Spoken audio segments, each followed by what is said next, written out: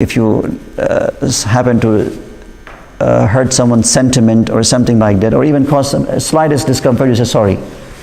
But Islam goes beyond that, one step even forward. What did Rasulullah say? To begin with, you should not even say something that you have to regret over it and you have to say sorry. You have to be so careful and selective in your words that you shouldn't say anything over which you regret, and then you say tomorrow sorry to the person over what you had said. Why?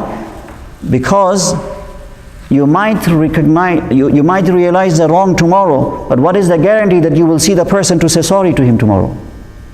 There is no guarantee. She might be gone, he might be gone. And the last thing he said, وَاجْمَعِ الْإِيَاسِ مِمَا فِي أَيْدِ النَّاسِ. Have yas, absolutely, like in the Arabic language yas what it means is that to have no interest whatsoever. Qunut, despair, these are the words to define the word yas.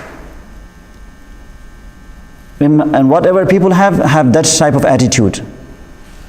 And in the tafsir, in the sharh of this hadith, a scholar, they said, because you do not know, what were the sources of that earning that these people have. Someone might be driving Lamborghini, but might be involved in drug dealing or things like that. Sorry, is it the property of others, or any sort of belongings that they have, be it wealth, be it property, anything that allures you and attracts you towards that. But it's not like, say, for example, someone has a lot of ilm, you want to have that too. That's No, with respect to ilm is different. specifically property. It is with respect to the worldly gain. So we don't know what is the source of that income in his or her life. So if you are, like for example, Qarun, he used to walk on the street with a lot of wealth. People used to say, wow, look at this person. But what happened to him? So this is why we don't know. What appears to our eyes is only half of the truth. And the rest, Allah alone knows.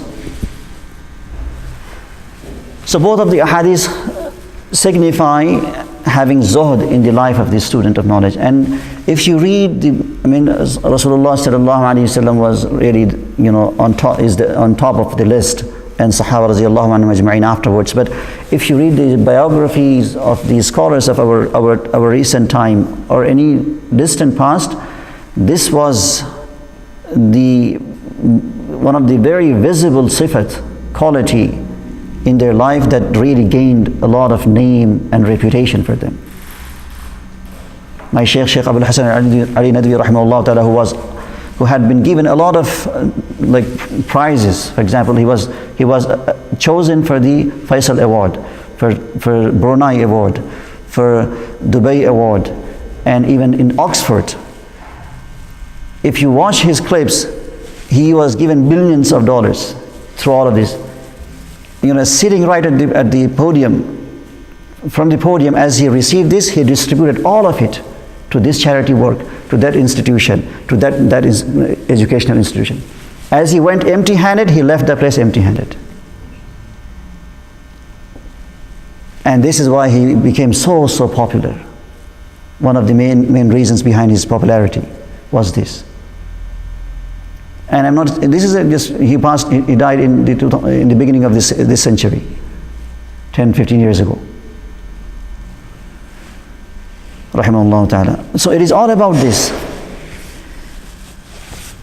And the one he says, I will be ending inshallah, two more points, then I will complete this. Then I would conclude. He further adds this point here: whoever would seek the world or worldly pleasure and gain, etc., he would be disrespecting himself and disgracing himself and the knowledge itself. And as a result, he would frown upon not only alone him, even the source because of which he tries to thrive on. This is why, unfortunately, in our time, there are people who have negative image of scholars. Part of the reason is because there are scholars like that, who, in order to, I won't mention the name of the country, that there was it is a Muslim country, And the president of that country, who was also Muslim, it is like, I would say 30 years ago, he used to drink wine, and he had a mufti with him. I shouldn't even say mufti, he was so-called mufti, who had given him fatwa that it is permissible to drink wine. So there are these types of scholars, unfortunately. They are not really scholars, but they have abused the title. Astaghfirullah azim. So this is why he says, anyone who is on this path of seeking pleasure of people, he is not only going to disgrace himself, even he is the source of disgrace to this ilm itself. And then people will look down upon that source of ilm.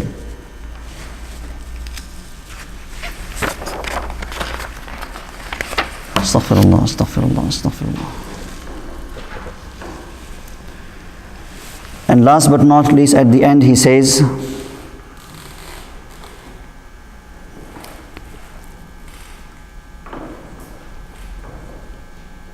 and before I share this, I want to add this one more point here, because Imam Abu Hanifa rahimahullah ta'ala, his name has been mentioned here with respect to one of his suggestions, which no longer applies to our time, but something relevant to that. One of these scholars, he said to his students that you might have nothing to eat at home. You might have nothing to eat at home because of poverty or any situation. I'm speaking of India. But he said this, when you go out in a dignified manner that people could not see your poverty or even your hunger at your face. Do not disclose your dignity to people. This is how you should be concealing your life, he said. Go out in a way that have even toothpick in your mouth, as if people would see you that you have eaten a lot. This is just to indicate that what Imam Abu Hanifa rahimahullah ta'ala has said, have a big turban, etc., because this is how people would see you great in terms of ilm. And at the end he says, the seeker of knowledge should study, as I mentioned, this book and other books of this nature. Alongside that, he exclusively suggested Kitab al-Wasaya. It is a book written by Imam al-A'zam Abu Hanifa rahimahullah ta'ala at the request of his student Abu Yusuf rahimahullah ta'ala, because he had requested him to give him some pieces of advice as he had finished his education going back to his place. So he wrote that booklet. It is very, very important. It is not just about ilm, about life, how to live life and how to deal with people. If anyone is to become a public figure and to serve public and involve in public spheres of life, should really read that book. It is equally relevant to our time as it was relevant to that time. And even in that booklet, he has also advised Abu Yusuf rahimahullah ta'ala about his even marital life. There are a lot of things relevant. So he suggests that the seeker of knowledge who wants to engage in this and to be alim and serve ilm and people should really study that book. It is known as Kitab al-Wasaya, the book of bequest. And this is part of al-Ashbah wal-Nadhair. This is the book of Hanafi Usul al-Fiqh and Islamic jurisprudence. So this booklet has been published in recent edition as part of that book. And the translation, I don't know if it is available in English, Wallahu alam, but that was written in Arabic language. So this is, I paid more attention to this chapter and gave more time to this, time is up anyways. But the reason behind this was that first and foremost I benefit from it and rectify my own intention, because to be honest, as a scholar I always struggle with this. It is very easy to lose out ikhlas. It is very easy. And my shaykh always told me, make dua every day this for yourself. Every day, because shaitan is ready to take this from you. So I wanted to first and foremost remind myself of the importance of it. And as we are traversing this journey together, for you it would be important. Because one of the things, it is good in one way, but too much cherishing is also not good. In this society, people constantly cherishing you, and as a result, you start developing arrogance. It is very easy when someone constantly praising you, mashallah, you are like this, you are like that. Then you think, I am something, and this something is a problem. And shaitan, when he thought of something, look what happened to him. So therefore, this is very important that we always hammer this down in our heart and realize that I'm nothing. I'm absolutely nothing. And this way it will humble us down. And inshallah it will keep us on the path of piety, perfection and sincerity. May Allah subhanahu wa ta'ala bless us all with this. Ameen ya Rabbal Alameen. So we will end now, and I think 5 minutes break.